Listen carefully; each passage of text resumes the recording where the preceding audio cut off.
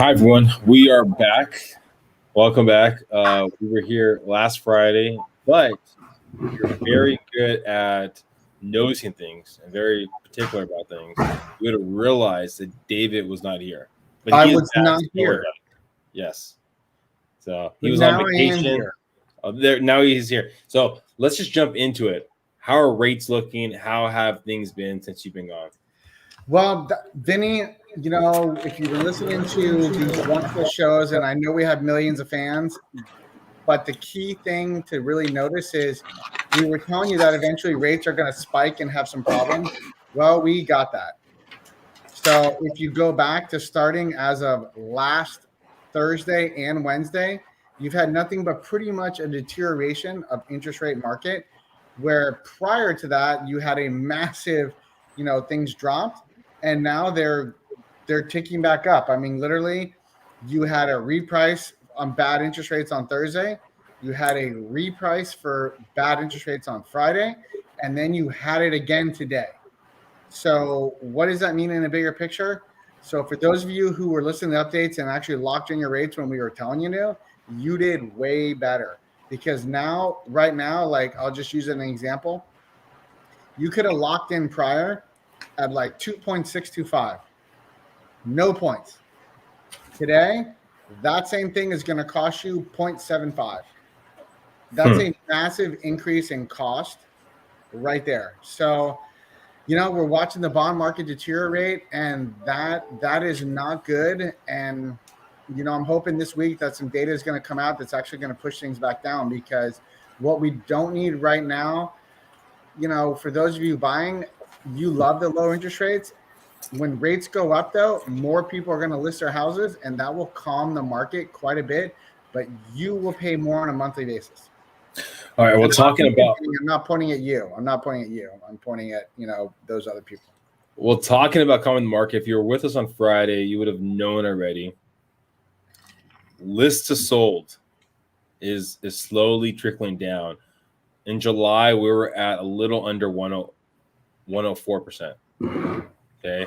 So what that means is that basically if a property was listed for $100, it sold for 104 roughly. It was sitting at about 105. We're usually, again, about 97, 98, based off the metrics that you look at. So the numbers have jumped up fairly drastic.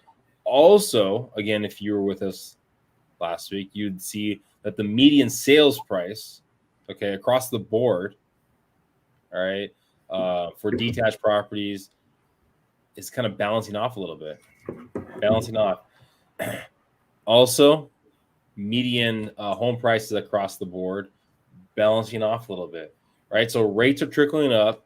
Prices are kind of almost plateauing a little bit. Like we've been talking about this for months on end. It's plateauing. The next thing is we're probably going to see a plateau for a decent amount of time with rates going up.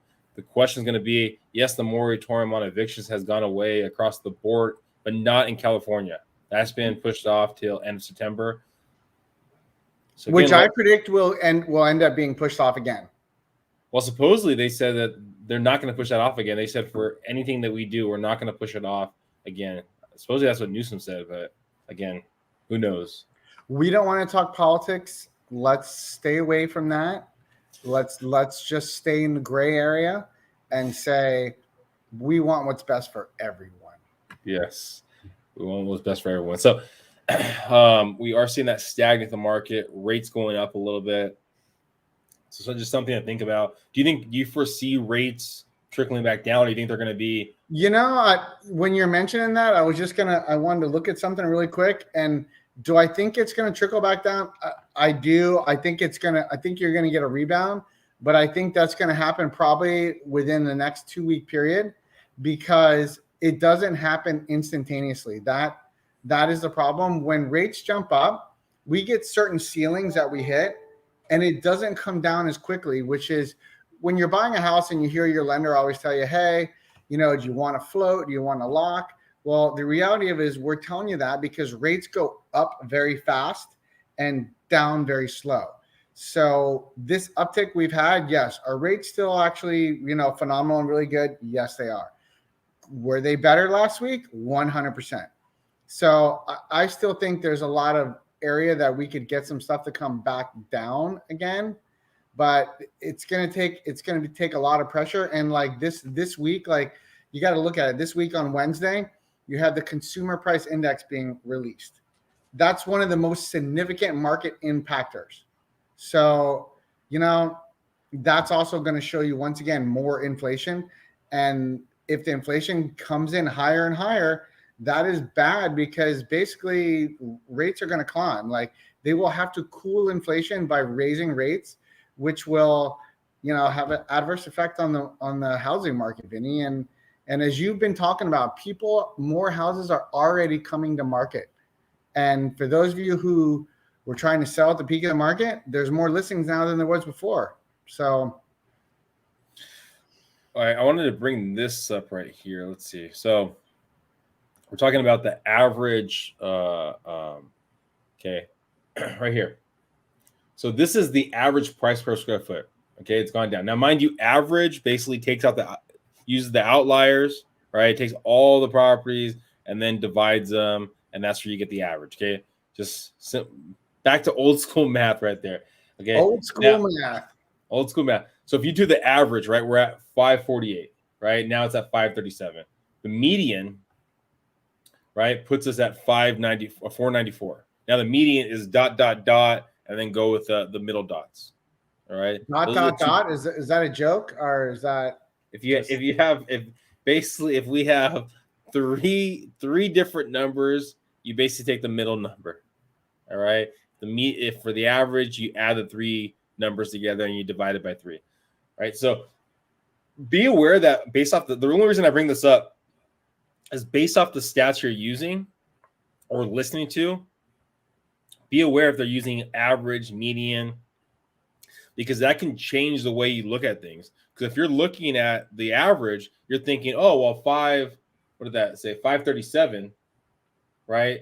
Compared to the median that puts it at 494, right? So just the only reason I bring it up is just simply when you're looking at the numbers or you're listening to people talk about the different numbers, understand what they're talking about, because just like David throws out a lot of numbers, a lot of information to you, sometimes it goes over your head. Sometimes the stuff he'll say goes over my head. And I've been in this business for a long time right there.